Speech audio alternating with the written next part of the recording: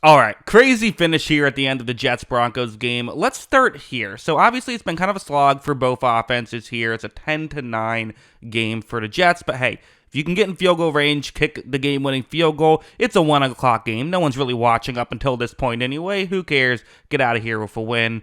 On this 3rd and 10, it's not going to go particularly well, though, as Rodgers and his receiver not on the same page. This leads us to a 4th and 10 situation. Bit of a decision to make for one thing. You could punt it if you want to. You have all 3 timeouts. I like going for it, though. You don't want to take the ball out of Aaron Rodgers' hands. But I want to take your attention to the middle of the field. You see Denver and how they're playing this. See how everyone is on the line. This is okay for the Jets. They have a halfback who's in the game blocking towards the offense's left. There are 4 players who are going to be rushing towards the center or left of the center. So because of this, that's how your protection can hold up, and hopefully you can just fire one, get a one-on-one matchup, have something work. However, the Jets screw up this blocking assignment. I mean, they used 4 guys to only block 3 on the left side. Rodgers, can't really blame him. It's on his blind side, and, he had his protection set. The players screwed it up, and because of that, that gives Denver not just the ball back, but the ball back in a long field goal position already. You're in a dangerous spot if you're the Jets. But with 3 timeouts, the Jets get a 3 and out. The Broncos only gains 3 yards on that drive, and because of this, now they have a decision to make of their own. Do you try a 50-yard field goal attempt?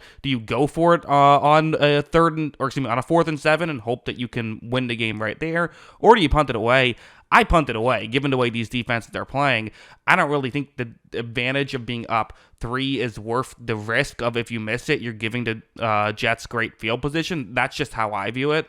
And this time, it doesn't help that it doesn't work out for the Broncos. Maybe they just trusted Will Lutz, who's not a bad guy to trust, but in this situation, misses the field goal attempt. And because of that, now the Jets, they're in good position already. Minute and a half, no timeouts, but they feel pretty good.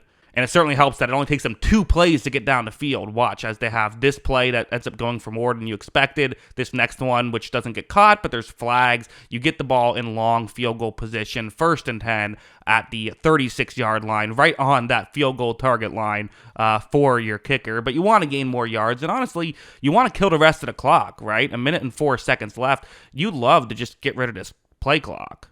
Get rid of the game clock. Well, 1st and 10, what are the Jets going to do? Well, you see an all-out pressure from the Broncos. Rodgers tries to throw it, and honestly, it wasn't a horrible throw given the pressure, but was not caught. Even if it was caught, wasn't going for many yards, although it would have allowed you to at least burn some clock. But because of that, now you're in a 2nd down and 10 situation. So that brings us to here, where again, you see for the Broncos, they're showing pressure, right? That's something that's going to just have to be mentioned. So for Rodgers, he wants to get rid of this football quickly, which makes sense. Rodgers essentially, catches it, gets rid of the ball right away, and this time it works, but it's a good tackle by Denver. They only give up 3 yards, and while, yes, it's now a running clock, the Broncos can simply just call a timeout. They still have 1 remaining on 3rd down.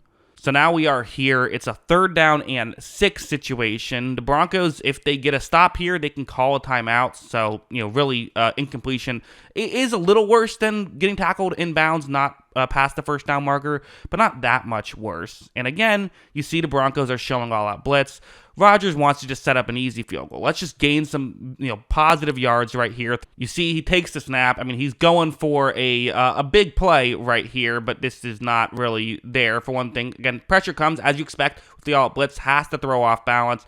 Does not even throw a catchable ball right there, which you don't want to turn the ball over, but you got to make that a catchable ball. That's not competitive right there. Because of this, it's bad for 2 reasons, really. Going over here, it's a 4th down and 6, so, okay, you have to kick the field goal here. You just do. You can't go for it on 4th and 6 here. That would be a bad decision. But the first reason it's bad is with a 50-yard field goal, if you make it, you're giving Denver 45 seconds and a timeout, only needing a field goal to take the lead of their own. You're giving them a chance. The other issue is kind of the obvious one. You see, they're going to have to try for a long field goal here. The kick is not made. Again, kind of a tough conditions out there, which played a role. And because of this, they lose the game and are now 2-2 on the season. And hey, for Denver, give them a lot of credit. Their defense is really good, and they're winning football games. And maybe people have underestimated them a little bit. I know I certainly have.